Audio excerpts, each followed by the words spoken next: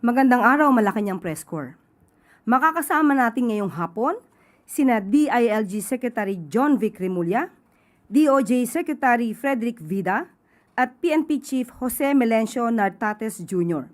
hinggil sa update sa nangyaring investigasyon sa naganap na gun-related incident sa Senado noong May 13. Good afternoon, Sec. John Vic.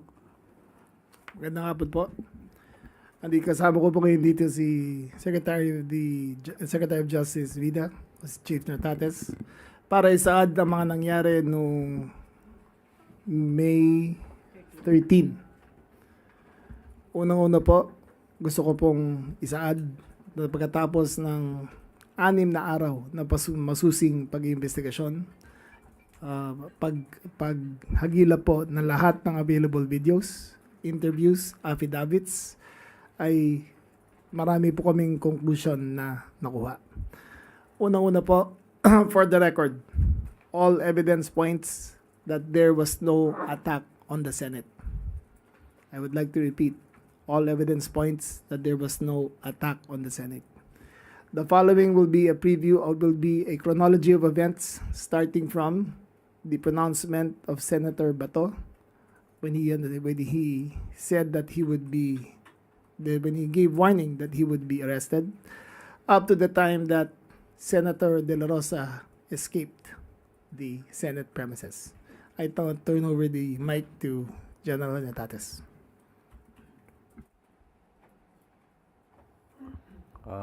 Magandang hapon sa ating lahat. Ito po ay effort ng Philippine National Police, particularly nauna na po ang Pasay City Police Station na kung saan sila ang unang nag-imbestiga. And after the conduct of investigation by the Pasay City Police Station, the records of investigation was referred to the concerned prosecution office in Pasay City the next day, particularly, to be exact, May 14, 4 p.m. ng hapon. And then, in the continuing investigation, sumama na po ang Criminal Investigation and Detection Group for the unearthing of records, facts, mga kailangan nating ebidensya to come up with a conclusions and recommendations, findings, conclusions, and recommendations. At ito pong pag-unearth natin ng investigation, lalong-lalo ng mga facts, lalong-lalo na last Friday, the Department of Justice have sent out directive to turn in all records of investigation papunta po sa Department of Justice. And then therefore, in compliance with the directive, we will be submitting the records of investigation to the Department of Justice, including the earlier records that was submitted to referred to Pasay City Prosecutor's Office last Thursday 4 p.m. And so we have, meron po tayong okay. So ito po yung ating records coming from the probers from the CIDG. Take note, it is called a gun-related incident. Okay, gun-related incident. Okay. This is a gun-related incident, meaning there is a discharge of firearm in the premises of the Senate building last May 13. And this, as shown, ito po yung timeline. Minabuti natin na ilahad na before the actual shooting, to be exact, is actual discharge of firearm, that was about 7:45 p.m. kung titignan nyo. But before that, makita muna natin kung ano yung mga events before the actual shooting, and even after the discharge of firearm at 7:45, we extended up to 2:30 a.m. where Senator Bato de la Rosa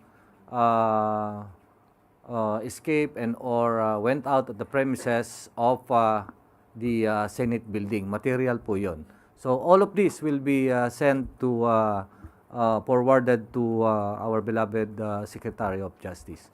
So at 5:23 p.m., nakita natin and or documented that Senator Bato de la Rosa have appealed to the public for support over some social media platform. At 5:58 p.m., the Senate adjourned its session, and 6:14 p.m., Supreme Court did not issue TRO. Meron pong nilabas yun. And at 6:57 p.m., Major General Mau Aplasca announced that somebody will be arrested. And pag titignan nyo na up to shooting incident na 7:45 p.m., discharge of firearm, up to 8:15 p.m., up to the time na 2:30 p.m. Next slide. Okay, ito po yung 5:23 p.m. documented. Next. Okay, the adjournment of the session of the same day. Next. This is the document that will show that the Supreme Court did not issue a TRO on the petition of Senator De La Rosa.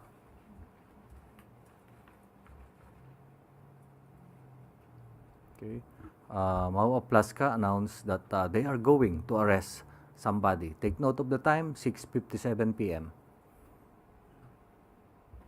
Okay, at 7:05, nag-lockdown ang ating Senate for security, and at 7:11 p.m.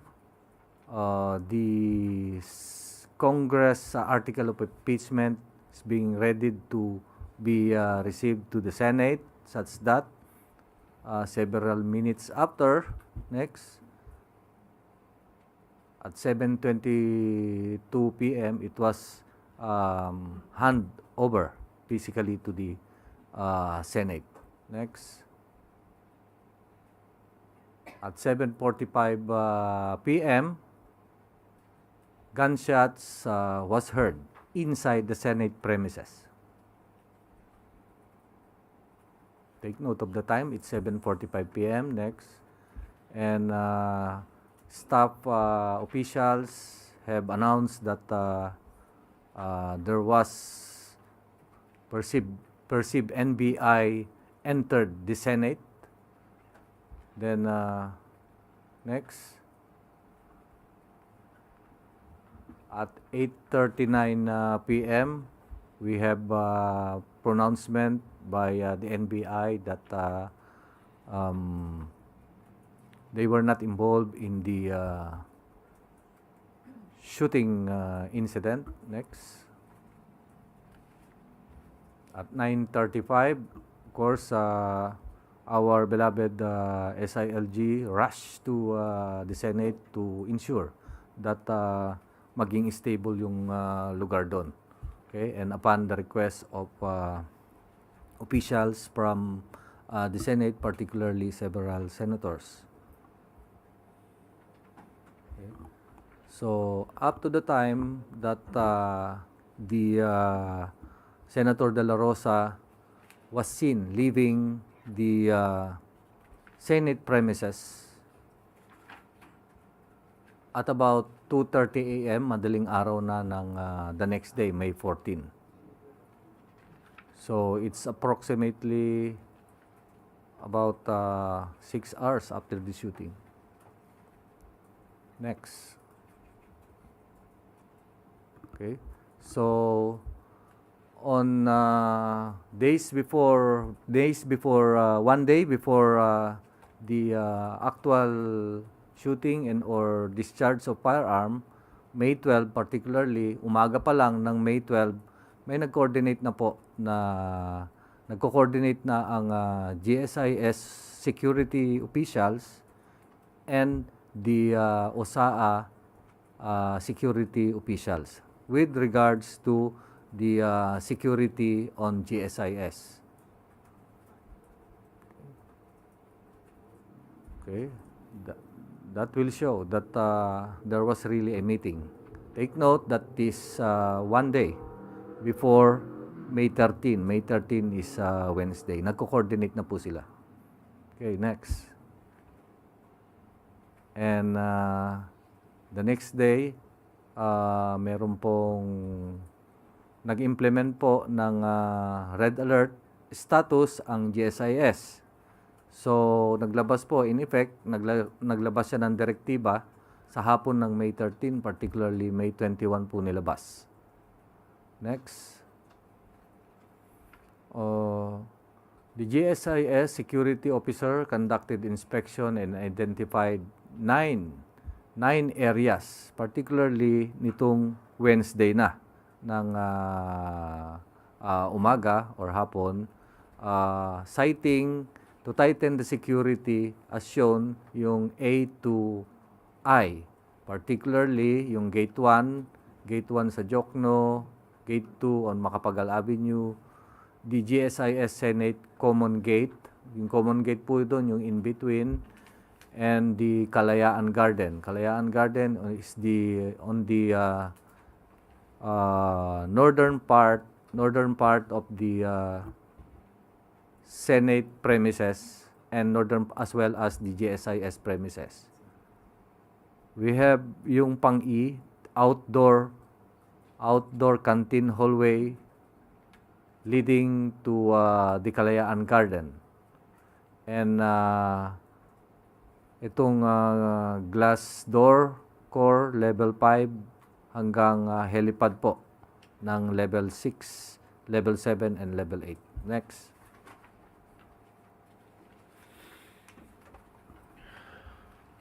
So, in the afternoon of May 13, that is a Wednesday, may mga NBI na po na pumunta sa premises ng GSIS. This is to in response to the request of the GM Biloso of the GSIS kasi nagre-request sila to fortify the security of the GSIS. So, meron pong pumunta kaagad na 3 NBI agents and yung pinakita ko kaninang mga lugar, those are the things that the areas that they will going to fortify and or secure further. So next, ito po yung arrival ng ating mga NBI agents at the GSIS main building. Yes, sir. Teka muna, merong letter yon, pakitignan. In effect, their presence was backed up by a letter properly received at about 5 p.m. 5:08 p.m. of the same day. Okay, ito po yung mga NBI agents. Okay, to sum up, there are 29 NBI agents. Nung una kasing investigation natin, ang nakuha pa lang natin nakita through CCTVs is 21. And after the conduct of the continuing investigation, we accounted 29 of them. Please take note that none of the NBA agents had tactical gear with them. They were dressed as NBA agents, clearly identified, nakalagay, but none of them had tactical gear with them. They did not have a battering ram. They did not have provisions for shape charges to breach any door. So let's just make that clear. Okay, to continue, please. Okay. These were the footages on malapit na to sa area kung saan nag-disburse ng firearm. This is the NBI, this is the GSIS canteen, which is adjacent to the Senate second floor. Okay, next. Okay. Again, site inspection at level 2 or second floor at 6:51 p.m.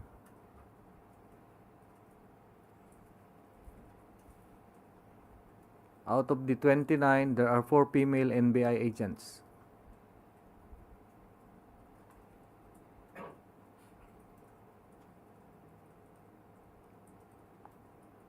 Okay. Next. Okay. Um, Minutes before the gunfires were heard, ay merong naririnig din na nagdi-drill dun sa when you are inside the Senate premises and as well as GSIS premises, because at the GSIS premises, particularly at the ground floor, may pinto po doon na steel door na pinortify ng ating maintenance or security ng GSIS. So yun po ay recorded, and this is the proof that this was recorded. For the information of the body, all entrances from GSIS, Senate to GSIS, or GSIS to Senate, since early in the morning, were being fortified by the GSIS maintenance.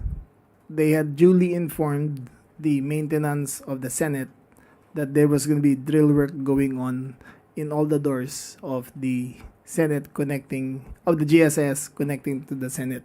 So again, the GSIS management, the Senate maintenance management had information that there was going to be fortification of doors in the GSIS area. So hindi gulatan to because conspiracy theories were abounding, but they were duly informed. Okay. So there was a drilling, and the drilling sound maririnig, and they put bolt after drilling. I think several bolts were put, and then naglagay ng mga steel cabinet. And that is in the ground floor or first floor. Take note of the time, that is 7:39 p.m. Next. For the information of the body also, the GM found it better to secure the entrances going into GSIS because Senator Bato had called for a people power movement, and had there been anarchy in the building, the GSIS contains billions of pesos of worth of artworks that are displayed in their walls. Had there been an overflow of people going to GSIS, the losses would have been incredible. So it was better, he found it better for them to secure the doors so that there would be no commotion going inside to the GSIS building. Next slide. Okay. The next slide will show what happened after the drilling in the ground floor. And then we'll go to second floor, and this will show the second floor area. On the right side is merong pinto doon coming from, if you're inside, you have to, on the right side merong hagdan doon. But before the hagdan may bintana and merong pinto. And this area, in this CCTV, was requested nakuha natin, secured from the CCTV of the Senate. This shows the NBI agents coming from the first floor kasi one by one sila paakyat. If marirecall nyo po, ang sinabi ko kanina, there are areas A to I. Just to add, this CCTV footage was from the Senate CCTV room, not the GSIS. So, the Senate security had full view of the people who were on that floor. Take note that none of the elements are in tactical gear. All of them were just in conference. None of them were in formation to attack the Senate. They were just checking out every floor that was in danger.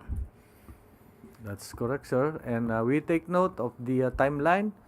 The timeline is 6:52 p.m. up to 7:01 p.m. Wherein 6:52 sila dumating sa area na yon, and then they left that area at 7:01 p.m. for the appreciation of our dear Secretary of Justice. And take note, nung umalis na sila, At 7:02 p.m. particularly, dalawa po ang naiwan dyan, part na NBI agent. Agent Darwin Francisco and Anton. De Leon. Antonio De Leon.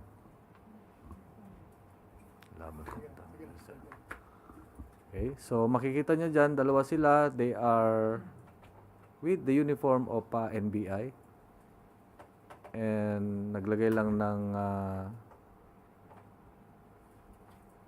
upuan dun sa may hagdan.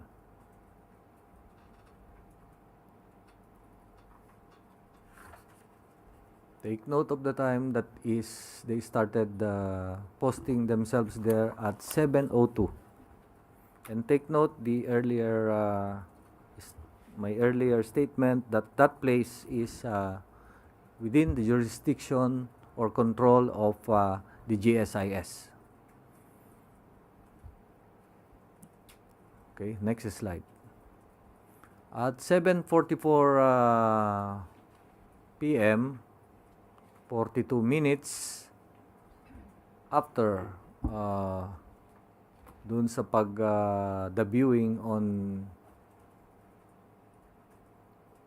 the second floor veranda, ito, Okay, General Laplasca called the pause please, pause.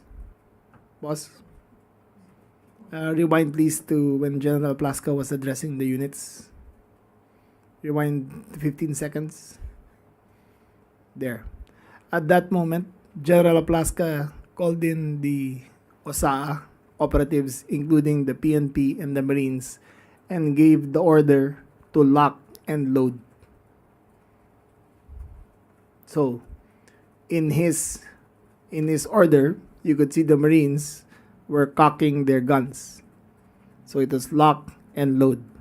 After which he proceeded to the hallway leading to the doorway where the NBI were previously reconnoitering. Okay, proceed. okay. So that's the video when they organize themselves to go to the area.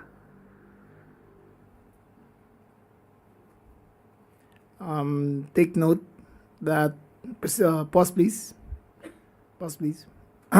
General Laplasca did it in full view of the press. In full view of the press, he gave the order the lock and load, and he asked them to follow. He allowed them to follow up to a certain point. In normal situations, if there is a perceived confrontation, you will clear the building of all personnel because of possible stray fire. However, he allowed them to follow. Okay, proceed please. Okay. So this is one angle of the video going to the exit door, going to the veranda. As you can see, pause please. Pause. The Marines are in single formation according to their training, staying to the side of the wall. Okay, proceed. Followed by the PNP. Followed by the PNP, who formed a perimeter line at the very end, at the end of the hallway. Okay. Proceed. Play. Next, take note of this time. This is the CCTV footage taken at the veranda. The CCTV footage is owned by the Senate, and we requested it, and binigay naman. At this will show, kung matatandaan nyo kanina, 6:50 something, 6:52 p.m. up to 7:01, dumating yung bulk of NBI. And then, this is the actual video wherein makikita nyo may burst of fire. Merong usok. Just to also be clear, makita nyo during the video na may mga lights na dumadaan. Hindi po putok ng baril yun. Those are insects that are flying across the lens. But we will show you clouds of smoke and possible muzzle fire that actually occurred. Kasi may kita nyo mamaya, may gumagalaw-galaw eh. Baka akala nyo nagpuputukan. Hindi pa nagpuputukan yan. Those were instruments of, those were insects. Look at that. Insects yung gumagalaw na yan. Okay, go proceed. Makibigay mo sa 7:46. 14 p.m. 7:46 yung operator. Makikita natin dito the first approximate time of a burst of fire. Yan, may usok na. Teka muna. Rewind please. 3 minutes. Yan. Yung nasa may upuan siya. According to testimony of General Aplaska himself, he opened the door and he asked, "Sino ka?" The agent identified himself as NBI. Shortly thereafter, he fired 3 shots into the, not exactly to the direction, but 3 shots towards the to the vicinity of the NBI agent. And you can see the muzzle fire, the blast. Pakita mo, General. Rewind please, rewind. 10 seconds. Yan. 1, 2, 3. 3 firearms. 4. Sunod. Yan. Papatok sila. And nag-withdraw. The NBI agent withdrew behind the air conditioning duct units. And because he was being fired upon, he discharged a cover fire.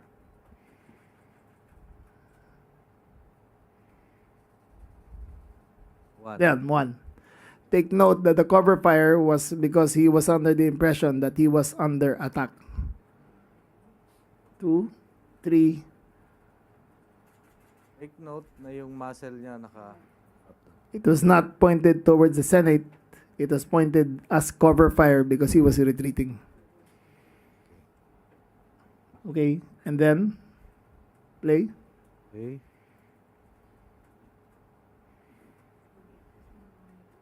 Okay, next CCTV. So, the next CCTV,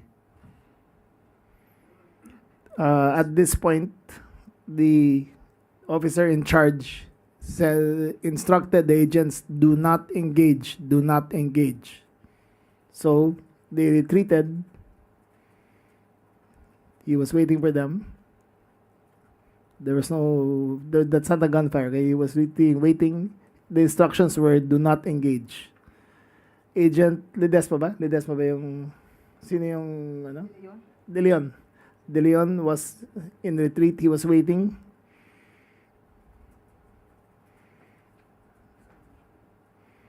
He was waiting.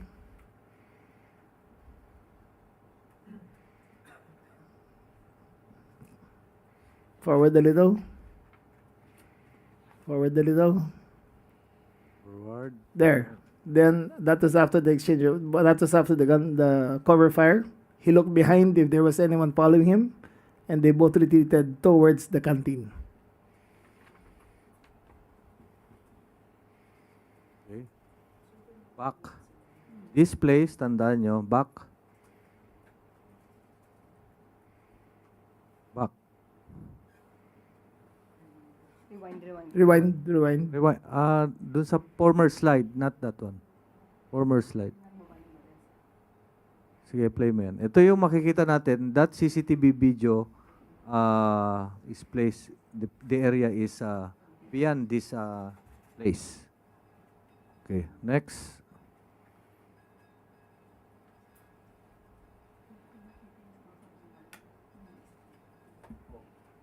To further explain,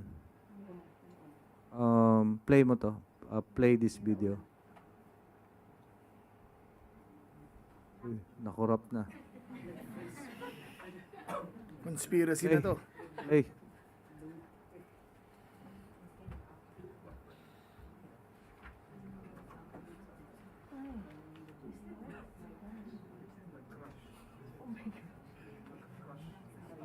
This video is owned by the Senate. So we requested this video. And meron din tayo. Yung area Dito na yan. And then, this is the boundary, may pinto. Beyond that is yung second floor.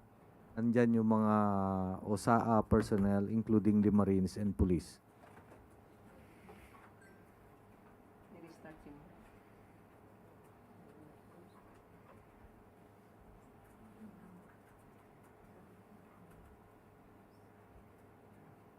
Before that, one slide before that.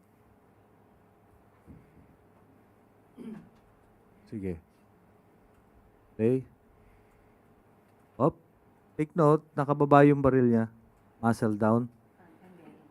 This is an NBA agent when he was being accosted and or being challenged by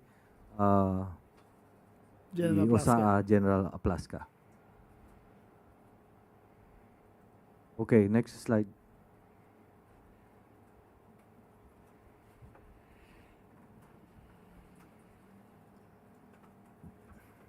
Next slide.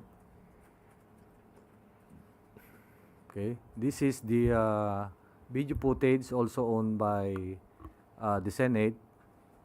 If you are inside the building at the second floor, that one is Jemel Ledesma, sir.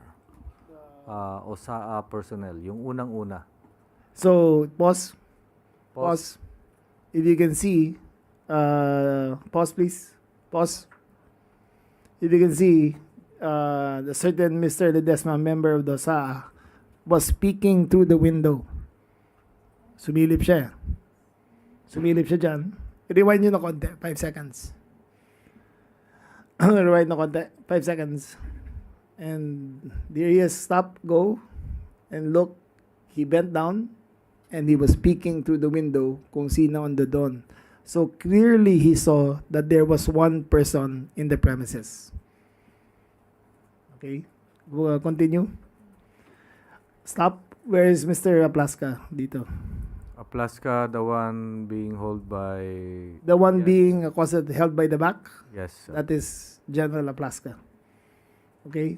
Watch this. Holding a long Holding- firearm. He was holding a Scorpion CZ 9mm pistol carbine. Okay.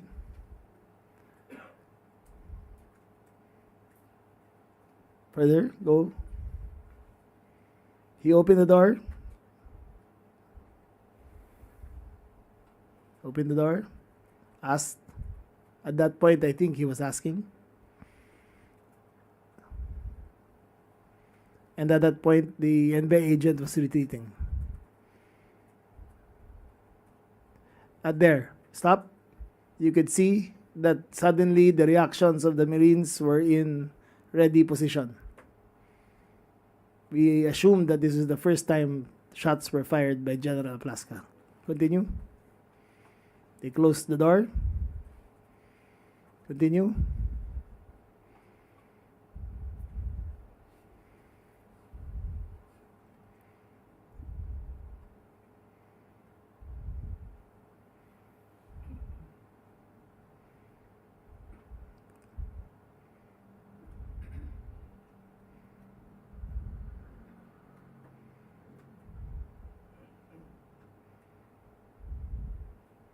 The office to the right is the office of Senator Ligarda.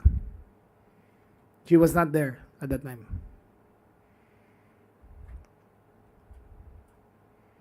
In a few seconds, mamamatay ang ilaw. There. They turned off the lights. The emergency lights went on.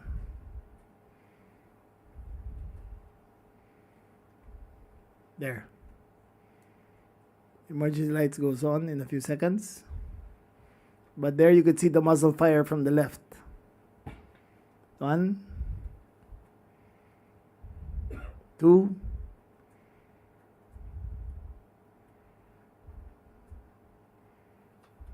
go play.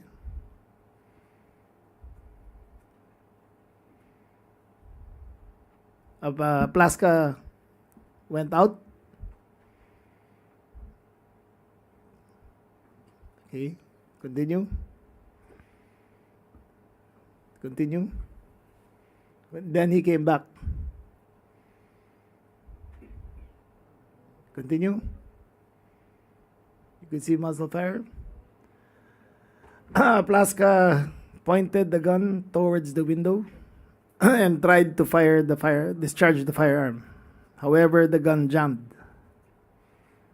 He tried again, the gun jammed, and then his aide fixed the gun for him.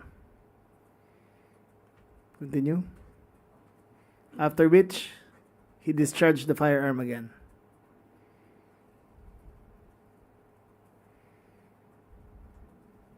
Mind you, there was nobody there. There was no shots being fired at them. Okay? After the last fire, this one of the 40 caliber, sinong agent ba to? One last fire, Montilla. Montilla, sir. Okay, they retreated. Okay? So, this is the retreat.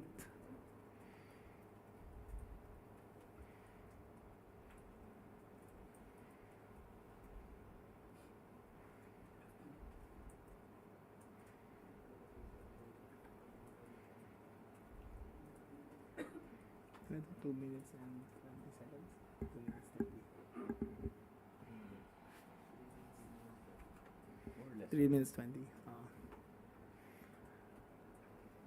Okay, from all available video footage, from the time the door was opened and the first shots were fired until the last shot was fired, it took all of 3 minutes and 20 seconds.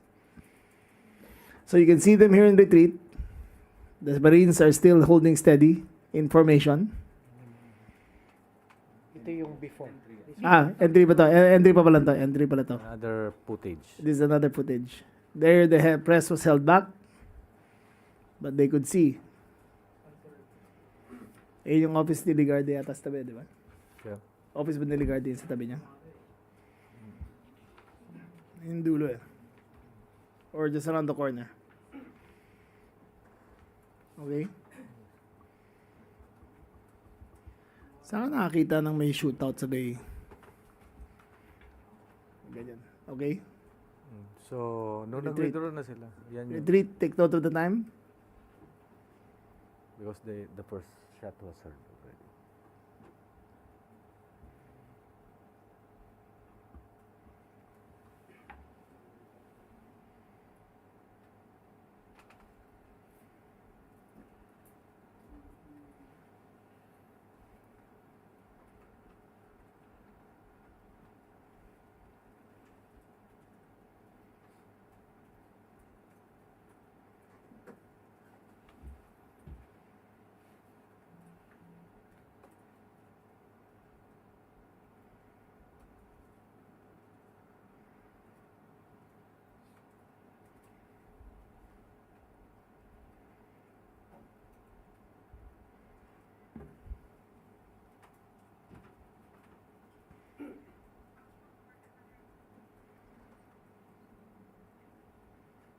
Retreat ito.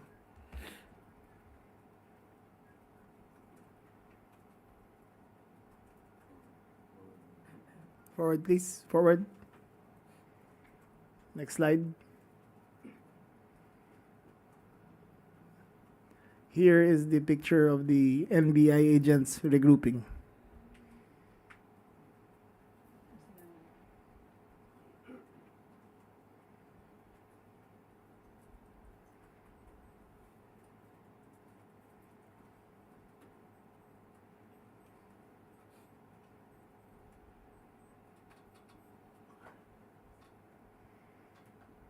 This is footage from Channel 5.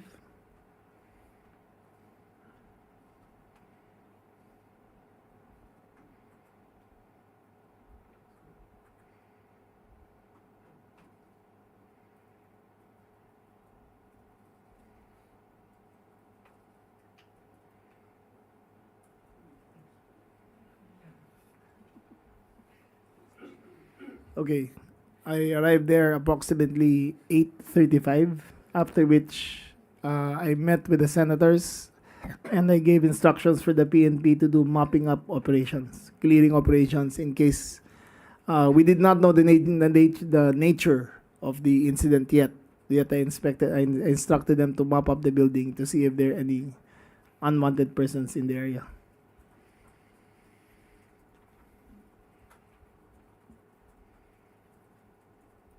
Now, there was a report of, maybe we'll show it later, of a tactical bag being left at the scene.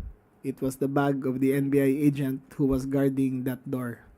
It was retrieved by a certain Masaya. Mr. Masaya, and his job was simply to retrieve the bag. He was not armed.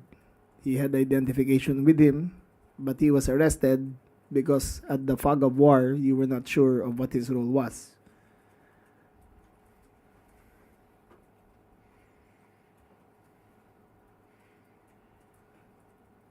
So here is Zian Ambrosio, who was embedded into the operation by accident. She was not invited, it was by accident.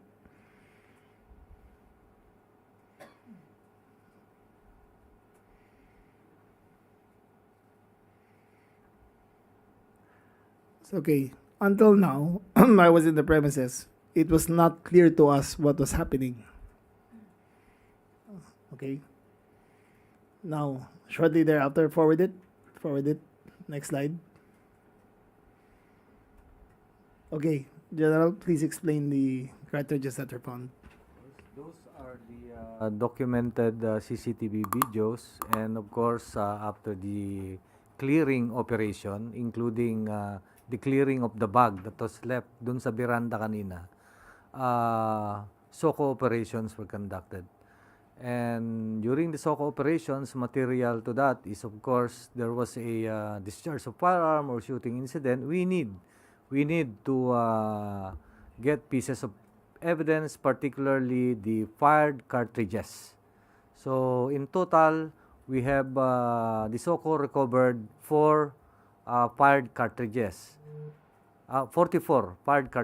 Particularly, merong 5.56 na na-recover doon sa veranda area outside, actually going to the garden in front of the canteen.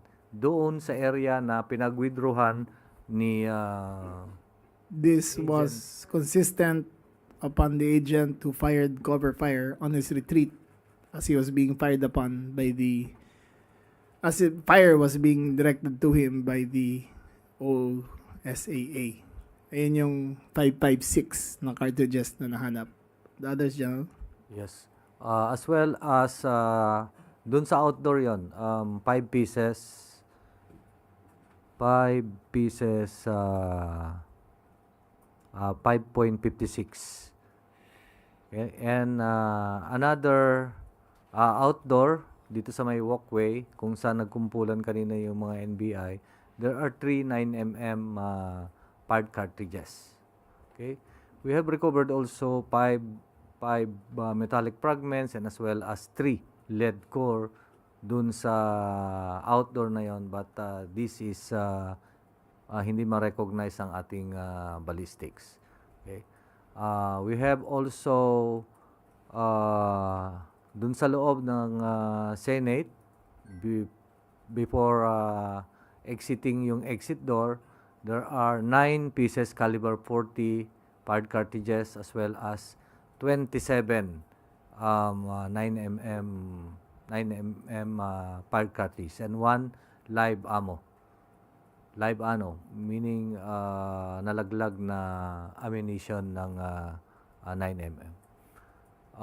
Aside from that, may nakita tayong bullet hole on the door, the window, and the direction of the bullet that hold that door and the window is coming from inside, going outside. So, 6 dun sa pinto, through and through, and 1 was stuck on the door jamb, and several bullet holes dun sa window. And so, on the outside, wala tayong makikitang bullet hole going inside the building. Okay, so And per our ballistics examination, those 44 fired cartridges came from four firearms. So meaning, meron tayong 4 na shooter. And this 4 shooter ay identified to be Montilla of the OSAA and Ledesma of the OSAA, and the warning shots made by Agent Francisco of the NBI. They were 556 when they were cover fire, not warning shots. Okay. Cover fire on retreat, yung 556. As you can see, yung baril ni Charlie Dumlao Montilla. is identified. Yung kay Ledesma is identified. Police Major, retired Police Major Aplaska was asked to appear today to the CIDG to turn over his firearms, but he refused to appear and gave an excuse. He was supposed to turn over his firearm so that we can run the ballistics, but he did not appear to the CIDG for the information. So we have fully accounted the empty shells except for the 23 empty shells. Okay? Yung 23 empty shells na yun ay fired from one firearm. To take note, the discharged fragments from from firearm numbers 1, 2, and 4 were accounted for. The 23 other bullets are not identified with any of the 3 guns presented. We asked General Aplaska to appear to submit his firearm, but he did not appear. Okay. Take note of the report, our report, the SOCO report, that the entry or there's no bullet hole going inside the Senate. Okay, next. Okay, so those were the records of investigation that we will be sending to the Department of Justice for their appreciation. And now, There is one more video that occurred at 2:30 a.m. Amidst all the confusion, one more video, please. The last video. So we had been doing clearing up operations. To clear that area took us several hours, but at approximately 2:30, please play the video.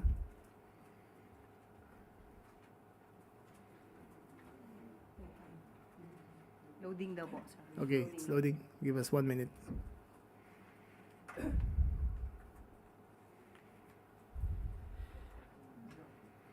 Remember, please be reminded that General Bato de la Rosa was declared under protective custody of the Senate, as attested to by the Senate President Alan Peter Cayetano. That means they take full responsibility over his custody. Next.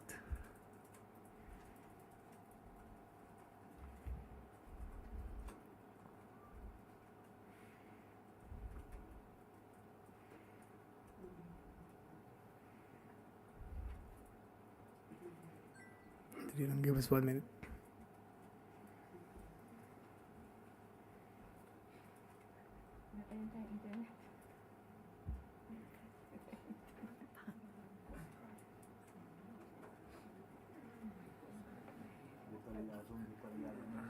Ano yan eh, forced 20% savings. One last video before we end this. One bar? Hindi niya lang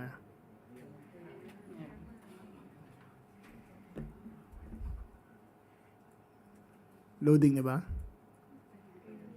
Ayun na. Okay? Hindi pa yan. Hindi pa yan.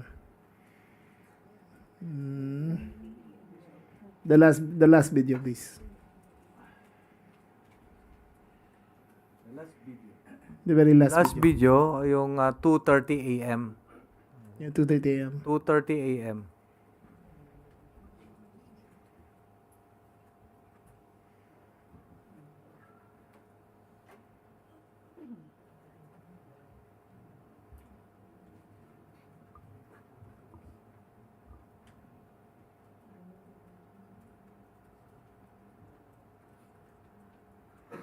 While we're fixing the video, would the secretary take one question, please? Okay, while waiting. Okay, go ahead. Secretary, nandito po kayo ngayon sa Malacanang with the Chief PNP, with the Secretary of Mike. Justice. Ito na pala yung video. Ito na. Sandali lang ah. This is the picture of the vehicle leaving a Fortuner that belongs to Senator Robin Hood Padilla. This is the picture of Bato during all the chaos. But the last video, the next video please. The last video. Next one. Next one. Next video please. Next. That is them getting away. Next video please. Next one.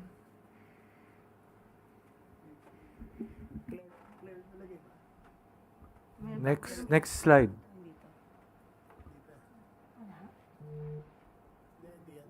No, yung... Okay, we'll take questions first while we're waiting for the video. Okay, Ivan Mayrina, GMA 7. Sec, nandito po kayo ngayon sa Malacanang. Have you reported all of this to the President and what were his instructions to you? He is in knowledge of this already, but he has no instructions yet.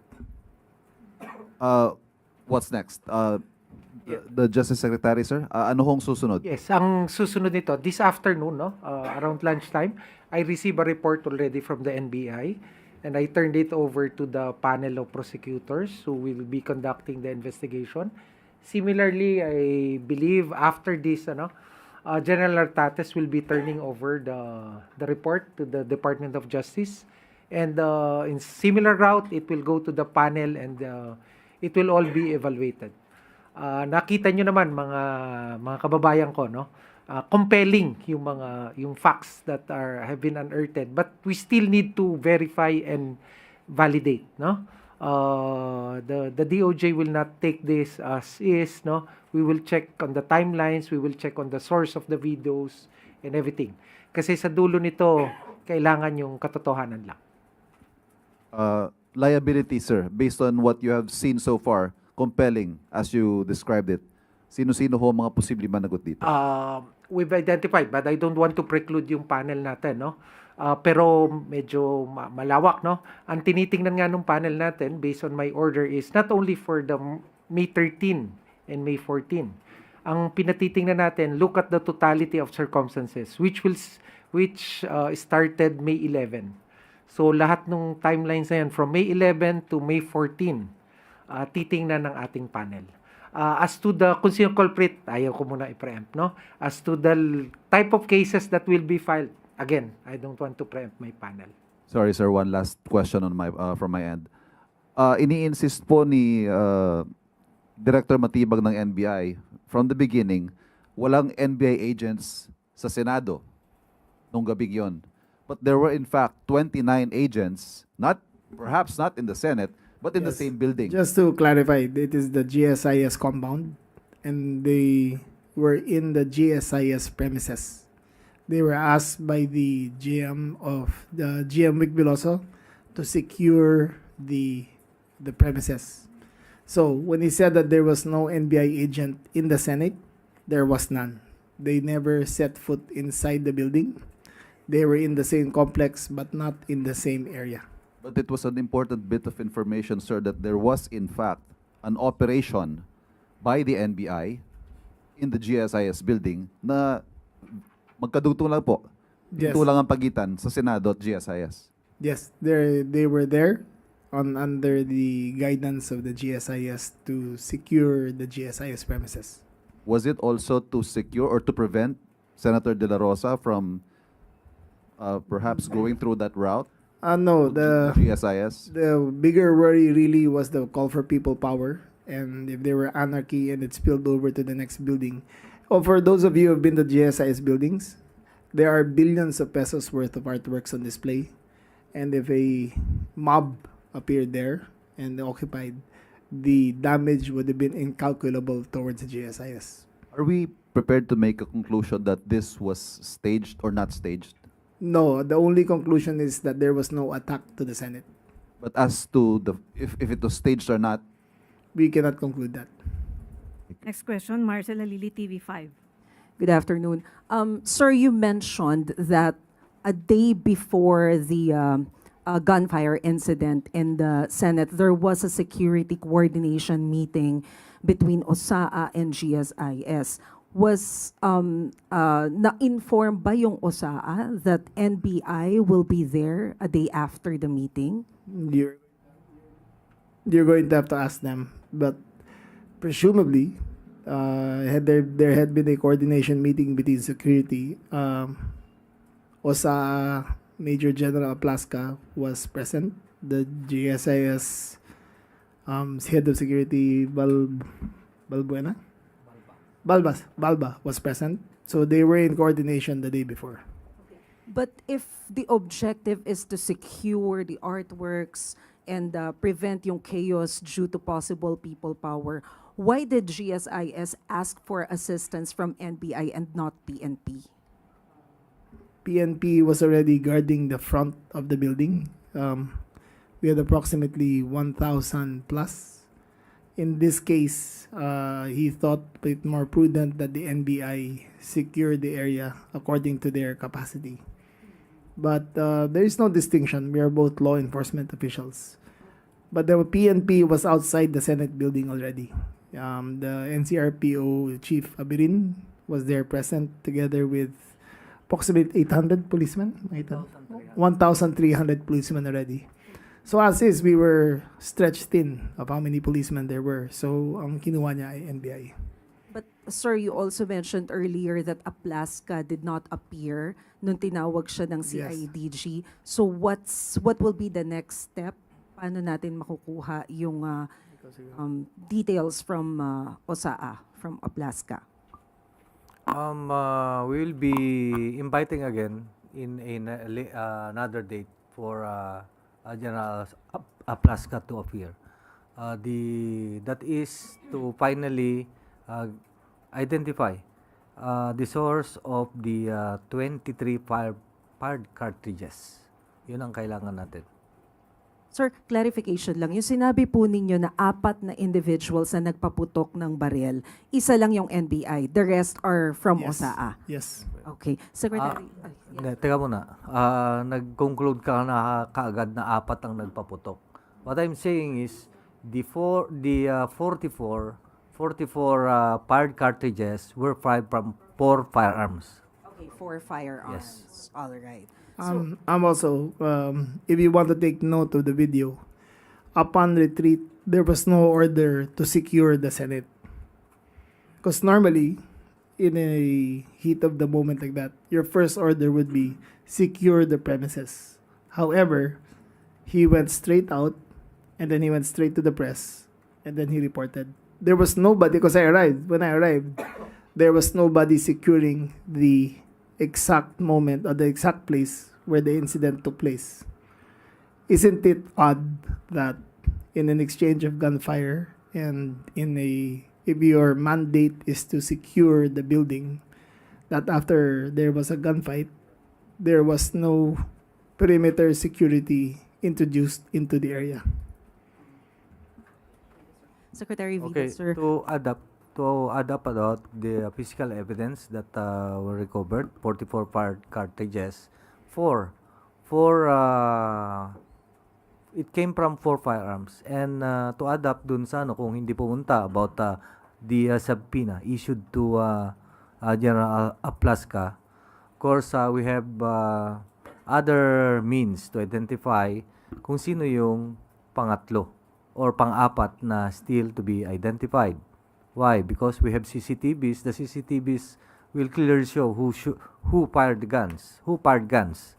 And we have also testimonies from themselves also, tsaka mga ibang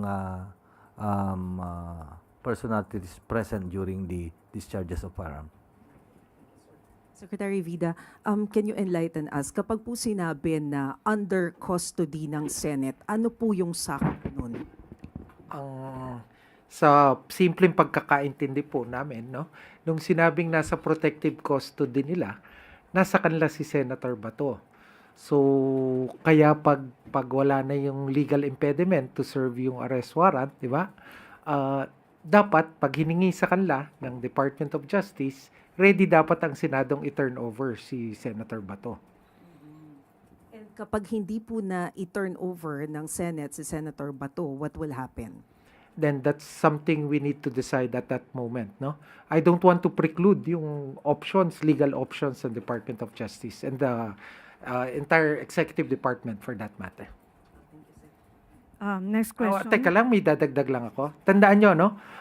Naghahanap pa kami ng ibang ebidensya. Very compelling, as I stated kanina. Yung pinakita sa atin yung report ni General Natrates at PNP. I commend them for that, no? Makakatulong ng malaki.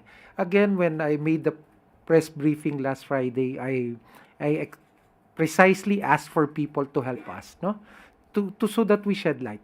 At the end of the day, whether there was an attack, there was no attack, it's a conclusion. Depende kung ano yung pira-pirasong ebidensya.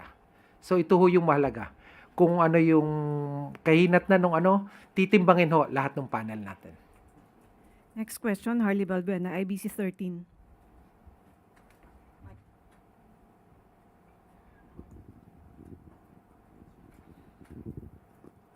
My question is for Secretary Remulla, but PNP Chief can also answer. Sir, sabi po ni Secretary Remulla kanina, according to the testimony of Aplaska, he opened the door and asked, "Sino ka?" And shortly after, he fired 3 shots towards the vicinity of the NBA agent. So does that mean that there was an intent to cause injury at hindi lang po warning shot yung ginawa ni Aplaska? Okay. Kayo na ang makapag-conclude dyan kung ano ang implication. I have already submitted the pieces of evidence, still videos, still photographs, as well as video, and it will be on the appreciation of our beloved Secretary of Justice or the committee to conclude and or make some kung anong mangyayari doon. Sir, how about the shots fired by the NBA agents? Yun ba ay we can label them as cover fire or warning shots lang? Wala pong hostile attack? Okay. In our report, SOCO report, lahat po lahat ng nanggaling sa premises ng Senate, that is yung OSAA personnel towards outside. And dito sa outside, coming outside, going inside, wala po. And to add up is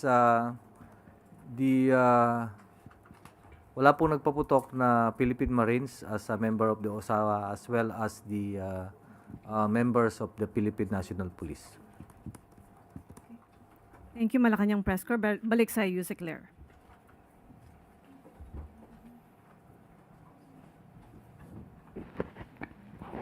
General Natrates, hindi po maipapakita yung video na supposed to be ay yung paglisan ni Senator Robin kasama si Senator Bato. Kung maibibigay nyo na lang po at maidi-describe nyo po yung nakita po sa video. Tama po yan. I will be submitting after this. Ayusin lang natin yung video. Opo, sa video po na yon. It will show yung nakita nyo kaninang timeline. The timeline is May 24 already. At exact May 14, May 14 30. at 2:30, about 2:30 a.m. It shows the Fortuner, white Fortuner, and personalities going out from the Senate. Particularly, makita natin doon ang Senator Bato and Senator Padilla, and going to the the vehicle na Fortuner. Na pag-aari. Pakita na natin yung video nun. And per records inquiry, it is owned by Senator Padilla. So ngayon po ay nagbigay na po kayo ng inyong parte ng investigasyon at ito po ay inyong ibibigay niyo kay Secretary Vida. The Philippine National Police will now turn over the records of investigation pertaining to the discharge of firearm or shooting incident at the premises of the Senate building last May 13 at about 7:46 p.m. and several documents prior to that, starting from May 12, yun na yung sinabi nating documents pertaining to the presence of NBI as well as coordination at the GSIS building up to the time na May 14, 2:30 a.m. where Senator Bato de la Rosa was seen leaving the premises of the Senate building, as well as the records of investigation conducted by the Pasay City Police Station.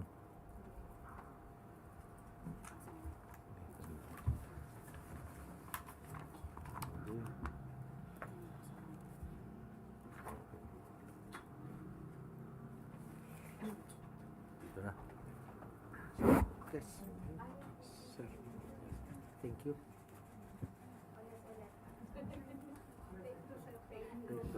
Bilis masyado eh. Okay. Yes, sir. Yes, sir. As directed, effective last Friday, to turn in records of investigation. Ito na po yung records. Okay, natin.